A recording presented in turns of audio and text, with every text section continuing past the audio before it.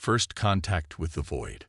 Deep in the Carina Nebula, aboard the UNSS Hawking, Dr. Sarah Chen stared at the sensor readings with growing unease. The quantum fluctuation patterns made no sense. They hadn't for the past 3 days. Space itself seemed to be breathing. "Captain Morrison, you need to see this," she called out, her voice steady despite the tremor in her hands. The holographic display showed an impossibility. A void in space larger than Jupiter, completely invisible to conventional sensors, but screaming with quantum distortions.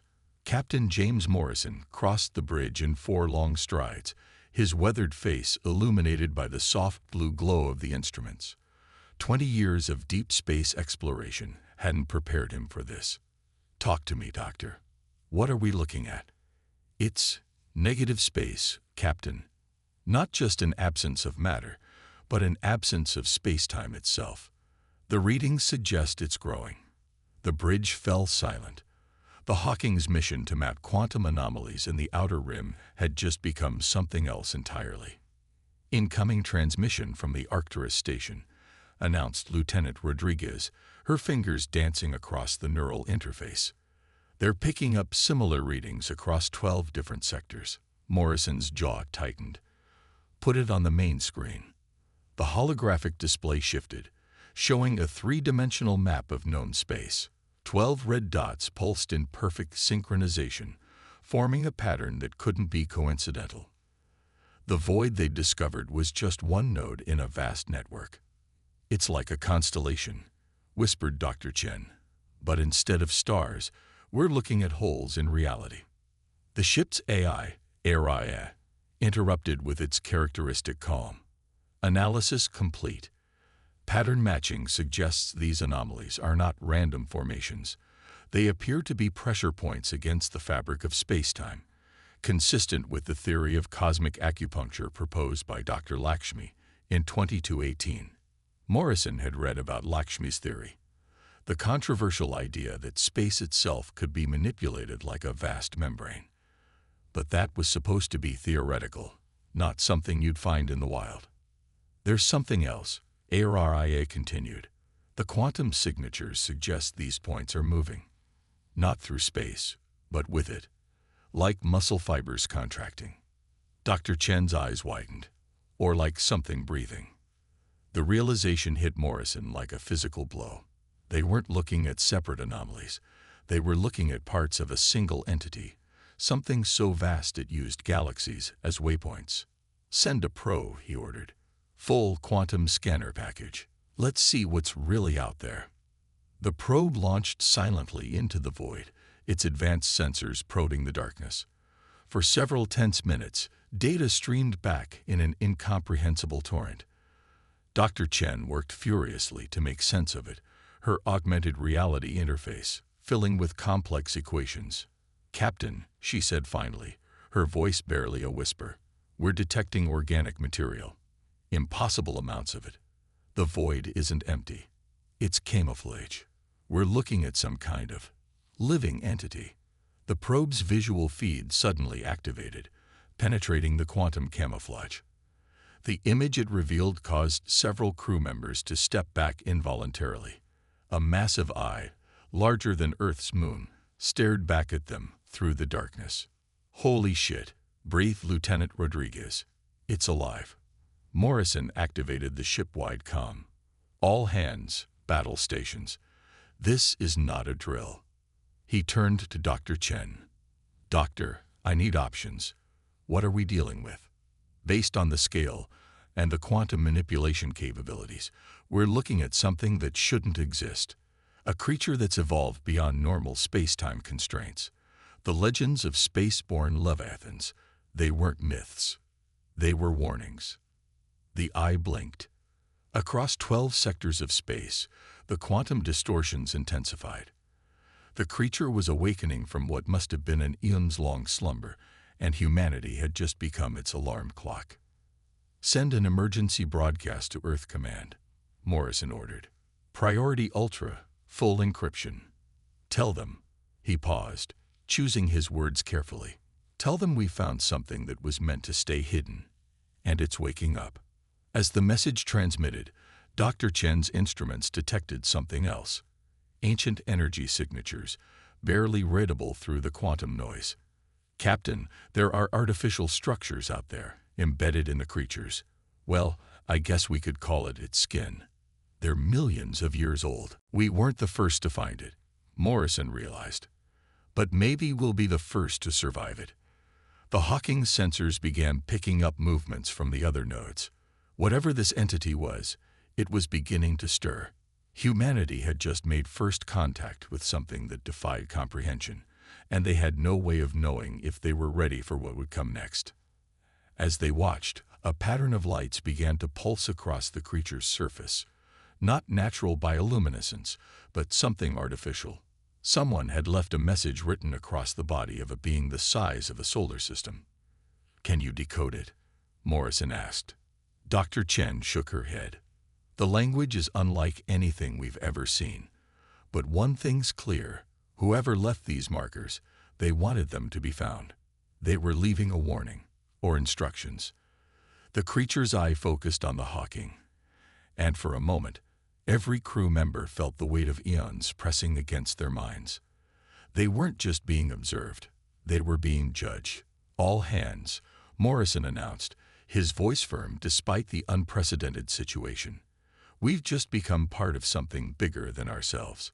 Whatever happens next will change everything we thought we knew about life, space, and our place in the universe." The Hawking's engines hummed as Morrison positioned the ship at a safer distance. They had discovered something impossible, and now they had to figure out what to do about it. Humanity's greatest challenge wasn't just understanding what they'd found. It was deciding what to do about it before it fully awoke. As the first part of the story concluded, the quantum distortions continued to grow stronger. The Leviathan was stirring, and across 12 sectors of space, other ships were beginning to detect what the Hawking had found. The game of cosmic hide and seek was over, and now a new game was beginning, one where the stakes were higher than humanity had ever faced before. The Awakening. Arcturus Station's emergency council chamber hadn't been this full since the Proxima crisis 30 years ago. Dr. Chen's hologram stood at the center of the room, her data projections casting an eerie glow across the faces of humanity's highest-ranking military and scientific leaders. "The entity continues to show increasing signs of consciousness," she reported, manipulating the quantum visualization with practiced gestures. "We've detected synchronized neural patterns across all 12 nodes. It's not just awakening, it's thinking." Admiral Helena Santos leaned forward, her cybernetic eye whirring as it processed the data. "And the ancient markers? Any progress on decoding them?" "Some," Dr. Chen replied. "We've identified recurring patterns that suggest they're not just warnings, they're instructions. The civilization that left them was trying to tell future discoverers something specific about the Leviathan." The chamber's AI projected a new series of holograms, showing the mysterious symbols that crawled across the creature's vast surface. They pulsed with an internal light that seemed to follow some incomprehensible rhythm. "3 days ago, we discovered something troubling," Dr. Chen continued. "The markers aren't static. They're changing in response to the creature's awakening state. Whatever message was left for us, it's time-sensitive." Captain Morrison's hologram appeared beside Chen's. "The Hawking has maintained observation of the primary node. We've recorded significant quantum fluctuations that suggest the creature is attempting to unfold itself from higher dimensions." The room erupted in murmurs. Humanity had theorized about higher dimensional beings, but encountering one was unprecedented. "Show them," Morrison said quietly. Dr. Chen activated a new projection. The chamber watched in stunned silence as space itself seemed to ripple around the Leviathan's form. Where the void had been, something else was emerging.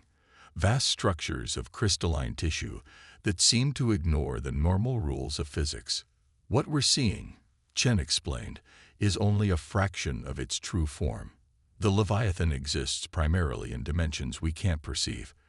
What we detected was essentially its shadow. And now that shadow is growing substance." Admiral Santos stood, her expression grim. How long until full awakening? At the current rate of dimensional emergence, 72 hours, maybe less. And what happens then? Dr. Chen's hologram flickered. Based on our models, the process of it fully entering our spacetime would tear apart everything within several light years. The quantum stress alone would collapse solar systems. The silence that followed was deafening. There's more, Morrison added. We've detected similar quantum signatures in historical data. The Great Void in the Boots constellation, the missing sector in the Sagittarius arm. We think they weren't natural phenomena. They were feeding grounds. The implications were clear. The Leviathan wasn't just a threat to nearby space. It was a planet eater, a consumer of stars, and it was waking up hungry. What about the artificial structures Dr. Chen mentioned? Asked Dr. Patel, Earth's leading xenorchaeologist. The ones embedded in its skin. There's some kind of quantum resonance technology, Chen replied. Far more advanced than anything we've ever seen. We think they might be some kind of control mechanism left behind by whoever encountered this thing last and succeeded in putting it to sleep, Morrison added. Or tried to kill it and failed, Santos countered. The chamber's AI interrupted with a priority alert. New data was streaming in from the Hawking's continued observations. The Leviathan's neural patterns had changed again. Dr. Chen's face paled as she analyzed the new information. It's not just awakening anymore. It's responding to our presence. The quantum fluctuations, they're not random. They're forming patterns. Complex ones. It's trying to communicate. Dr. Patel asked. No, Chen replied. It's trying to understand us. Like a scientist studying bacteria under a microscope. The implication sent a chill through the chamber. Humanity had spent centuries looking up at the stars, wondering if we were alone. Now something ancient and vast was looking back, and its interest might doom everything we built. We need options, Admiral Santos declared. Dr. Chen, you have the full resources of the Fleet Science Division. Captain Morrison, coordinate with the Defense Fleet. If this thing poses the threat we think it does, we need to be ready to act. There might be another way, Chen interjected. The markers, the ancient technology, they're not just observations. They're like an instruction manual. If we can decode them in time, maybe we can do what they did. Put it back to sleep before it fully emerges. And if we can't? Santos asked. Morrison's hologram straightened. Then humanity does what it does best. We fight, even if our enemy is a god. As the Emergency Council continued their deliberations, new reports flooded in from across known space. The quantum disturbances were growing stronger. Stars were beginning to flicker as space-time twisted around the Leviathan's awakening form. In her lab aboard the Hawking, Dr. Chen worked furiously to decode the ancient messages, knowing that each passing moment brought them closer to either salvation or extinction. The markers pulsed with their mysterious light, holding secrets left by a civilization that had faced this threat before. The question wasn't just whether humanity could understand the message in time. It was whether they could succeed where an obviously advanced civilization had only managed to delay the inevitable. As the Leviathan stirred toward consciousness, the race against time had begun. Project Titan's Spear, the Ganymede Research Complex, was a hive of desperate activity. In the 48 hours since the Emergency Council meeting, humanity had mobilized its scientific and military resources on a scale not seen since the founding of the United Earth Government. Dr. Chen stood before a quantum hologram displaying the latest simulations, her eyes red from lack of sleep. Around her, scientists from 3 different alien civilizations worked alongside human experts, their differences forgotten in the face of extinction. The Arcturians were right, she announced to the assembled team. The markers aren't just writing. They're quantum code. Each symbol is actually a complex set of instructions for manipulating spacetime. Ambassador Kittel of the Arcturian Science Directory shittered in agreement, their crystalline form refracting light across the chamber. Our analysis suggests the Ancient Ones discovered a way to induce quantum sleep states in higher dimensional beings, but the power requirements would be astronomical, finished Dr. Chen. More energy than our entire civilization currently produces. Captain Morrison's hologram materialized in the chamber. Then we'll need to think bigger. Admiral Santos has approved Project Titan Spear. Show them, Doctor. Dr. Chen brought up a new set of schematics. The assembled scientists fell silent as they studied the impossible weapon taking shape before them. We're calling it a quantum resonance cascade device, she explained. It's designed to amplify and focus the energy of an entire star, channeling it through the ancient marker's quantum code sequence. The Stakri representative, a being of pure energy contained within an environmental suit, pulsed with concern. Such technology could tear apart the fabric of space-time itself. That's counting on it, Morrison replied grimly. We've detected a pattern in the Leviathan's dimensional structure. It's not just existing in higher dimensions, it's using them as armor. To hurt it, we need to strike it where it lives. The hologram shifted to show the latest observations of the Leviathan. Its true form was becoming more visible as it emerged further into normal space. Vast crystalline structures that seemed to fold in on themselves infinitely, organic technology that defied comprehension, and at its core, that same ancient intelligence that had regarded them like insects. The markers are like anchor points, Dr. Chen continued. The ancient civilization used them to pin the creature partially in our dimension, preventing it from fully retreating into higher space. We can use those same points to channel our weapon's energy. Ambassador Kittle's crystals darkened with concern. The calculations must be perfect. A miscalibration would destroy everything within several light years. Chen finished. Yes, we know. The room's AI projected a countdown timer. 36 hours until the Leviathan fully awakened. 36 hours to build an impossible weapon, coordinate a multi-species attack force, and prepare to fight something that ate stars for breakfast. Morrison addressed the assembled scientists. We're tracking quantum disturbances consistent with the Leviathan calling something. We don't know if it's trying to summon help or simply feeding, but we're operating under the assumption that time is not on our side. Dr. Chen brought up the weapon schematics again. The spear will be built around a modified dark matter reactor. The Stakri have provided the containment technology. The Arcturians are handling the quantum coding and humanity. She paused. Humanity is doing what it does best, taking a crazy idea and making it work. The construction would take place in orbit around an unstable star designated HD 459,871. Its volatile nature would provide the raw power they needed, assuming they could contain and channel it. One more thing, Morrison added. We've detected changes in the ancient markers. They're not just instructions for putting the creature to sleep. They're a record, a history of every civilization that tried to kill it. The implications hung heavy in the air. They weren't the first to try this. The markers were both manual and memorial, a testament to those who had fought and failed. But as the scientists returned to their work, there was a determination in their movements. Humanity had faced extinction-level threats before. They had survived ice ages, nuclear war, and their own worst impulses. They had reached the stars not because it was easy, but because it was hard. Dr. Chen looked at the weapon slowly taking shape in the simulations. It was beautiful in its way. A marriage of multiple civilizations' technology, created for a single purpose. Whether it would be enough remained to be seen. We have a problem, announced one of the human scientists. The power calculations, they don't add up. Even with the star's energy, we're still orders of magnitude short of what we need. Chen studied the numbers, her heart sinking. The scientist was right.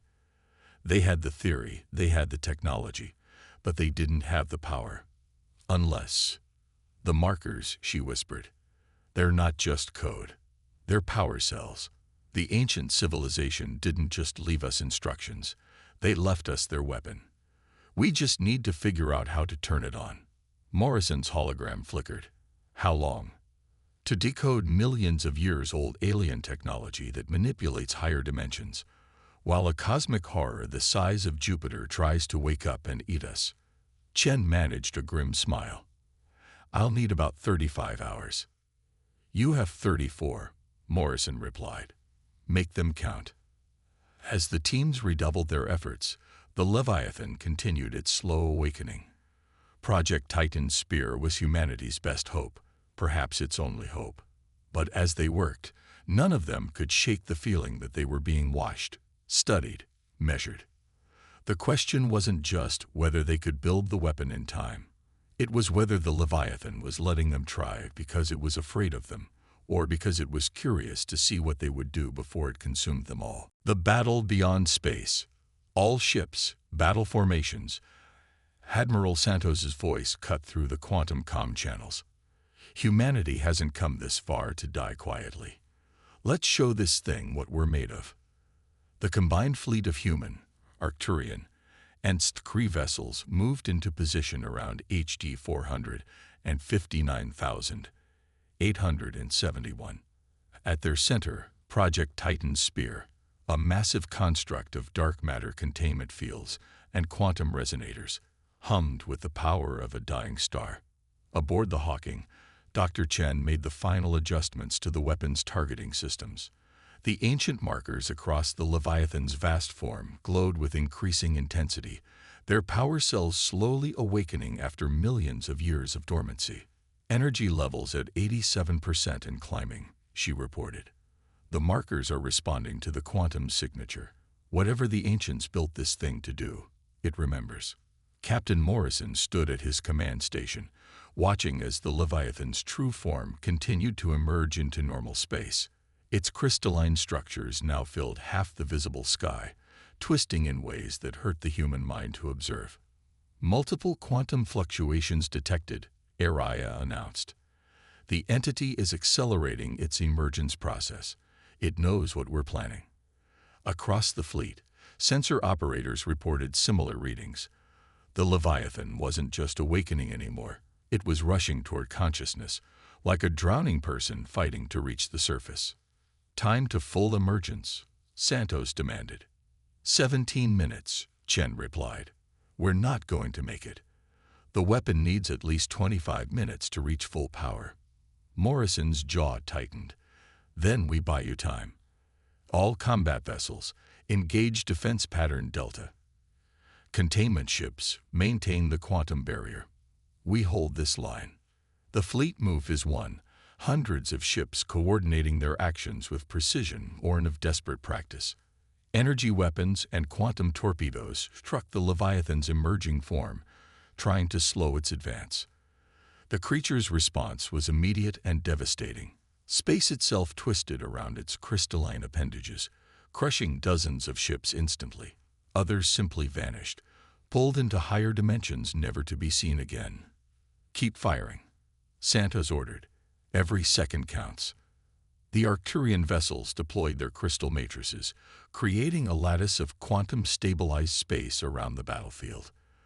The Skry energy beings channeled pure power through their ships, trying to contain the dimensional rifts the Leviathan was tearing open. On the Hawking's bridge, Dr. Chen worked frantically at her station. The markers are fully powered, but there's something wrong. The code sequence, it's changing. Changing how? Morrison demanded, as another wave of ships vanished into dimensional tiers. It's like, Chen's eyes widened. It's like they're arguing with each other. Some want to help us. Others, Captain, I don't think all these markers were left by the same civilization. Some of them are trying to wake it up faster. The revelation hit like a physical blow. They weren't reading one message. They were reading a conversation carried out across millions of years. Different species, different attempts, different philosophies on how to handle the threat. Can you isolate the helpful ones? Morrison asked, steadying himself as the ship shuddered under a quantum shockwave. Working on it. But Chen's console erupted in warnings. The Leviathan is accessing the markers directly. It's using our power feed as a conduit. It's reading them too.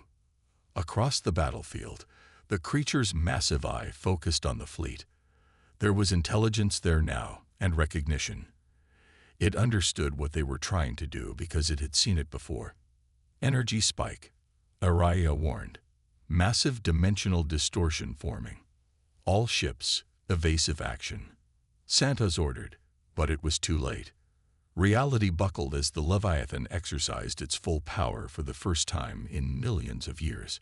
Ships twisted and shattered as space folded around them. The quantum barrier collapsed, and the carefully constructed battlefield began to fall apart. But in that moment of apparent defeat, Dr. Chen saw something in the chaos of data streaming across her console. The markers. When it used its power, it created a resonance pattern. "Captain, I know how to beat it." "How long?" Morrison demanded, watching as another wave of ships disappeared into dimensional rifts. 3 minutes to reconfigure the weapon. But Chen hesitated. "We'll only get one shot, and someone has to be inside the containment field to manually align the quantum focus." "Inside?" Morrison's face paled. "That's suicide." "Yes," Chen replied simply. "But it's the only way." Before Morrison could respond, Chen was moving. She grabbed her quantum interface kit and headed for the airlock. "Have the fleet fall back to minimum safe distance. When I give the signal, trigger the weapon." "Sarah, wait," Morrison called after her. But she was already gone, her EVA suit carrying her toward the massive construct of Project Titan's spear. As she worked inside the containment field, Chen could feel the power of the dying star coursing through the ancient markers. The Leviathan's attacks intensified, as if it sensed what she was attempting. 30 seconds, she called over the comm. "The markers aren't just instructions or power cells. They're a key. The ancients found its resonance frequency, its quantum DNA. We can't kill it, but we can make it kill itself." The Leviathan's eye turned toward her, and in that moment, Chen felt the weight of eons pressing against her mind. It recognized what she was doing because it had seen it before. But this time would be different. "Now," she screamed, and activated the final sequence. Project Titan's spear fired, channeling the power of a star through the ancient markers and into the Leviathan's dimensional structure. But this time, guided by Chen's modifications, the energy followed the creature's own quantum pathways. The battle beyond space was about to reach its climax, and the fate of multiple civilizations hung in the balance. Legacy of the hunt. The universe held its breath. For a moment that seemed to stretch into eternity, nothing happened.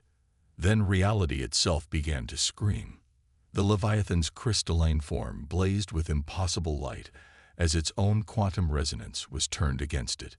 Dimensional rifts tore open and closed in microseconds as the creature fought against its own nature. In the heart of Project Titan's spear, Dr. Sarah Chen watched through failing sensors as her calculations proved correct. The Leviathan wasn't just being attacked, it was being forced to recognize itself, to see its own reflection in the quantum mirror she had created. "Energy cascade reaching critical levels," she reported, her voice steady despite the growing pain. "The containment field won't hold much longer." From the Hawking, Morrison watched helplessly as the massive construct began to break apart. "Get out of there, Sarah." "That's an order." "Can't," she managed through gritted teeth. "Someone has to maintain the quantum alignment manually. The slightest deviation." And she didn't need to finish the sentence. They all knew what was at stake. The Leviathan's massive eye fixed upon the weapon, upon Chen, and in that moment of connection, something unexpected happened. Information flooded through the quantum link. Not just data, but memories. Ancient memories, spanning millions of years. "Oh," Chen whispered. "Oh, I understand now." Through the quantum feed, the rest of the fleet received fragments of what she was seeing. The Leviathan wasn't just a creature, it was a survivor. The last of its kind, fled from a war that had destroyed universes. The markers weren't just warnings or weapons, they were attempts at communication. "It's not evil," Chen's voice cracked with emotion. It's lonely. All this time, it's been looking for others like itself. The civilizations it destroyed. It was trying to understand them, to see if they could evolve into something like it. We're not its prey. We're its test subjects. But understanding didn't change what had to be done. The weapon was working, forcing the Leviathan to confront its own quantum nature. As its dimensional structure began to collapse, the creature made one final attempt at communication. Through the quantum link, it shared something with Chen. Knowledge, not just about itself, but about the nature of space, time, and consciousness. In its final moments, it chose to give humanity a gift. Admiral Santos, Chen called out, her voice growing weaker. Quantum recorders active.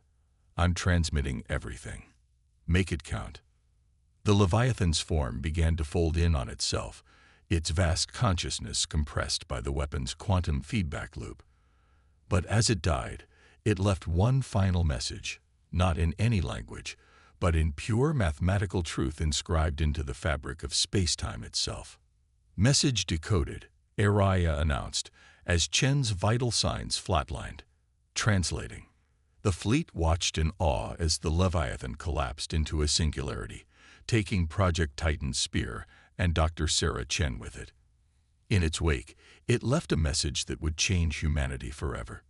To those who follow, you have proved worthy. In my end, I give you my beginning.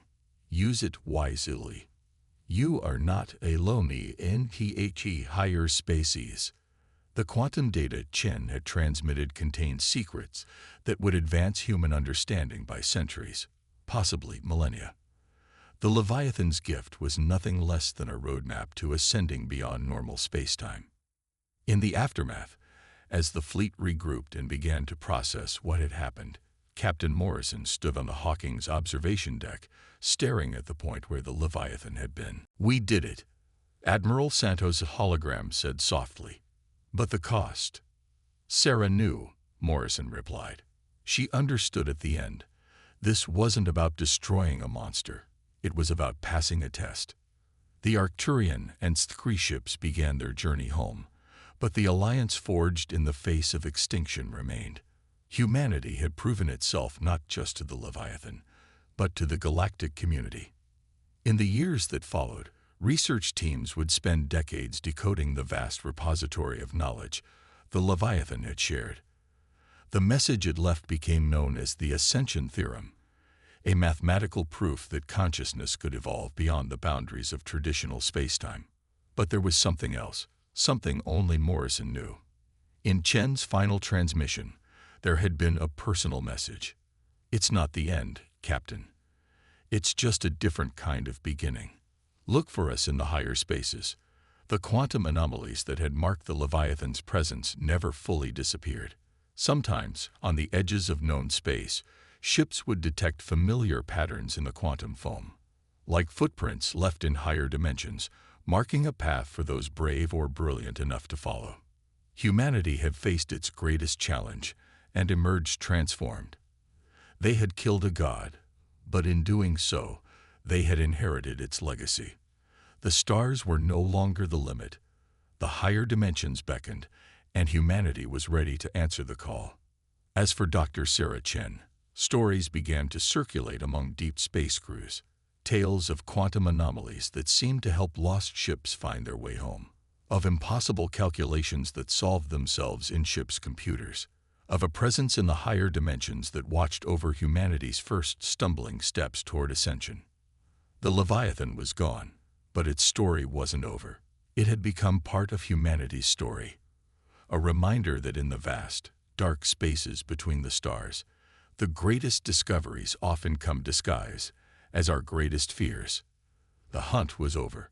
The real journey was just beginning.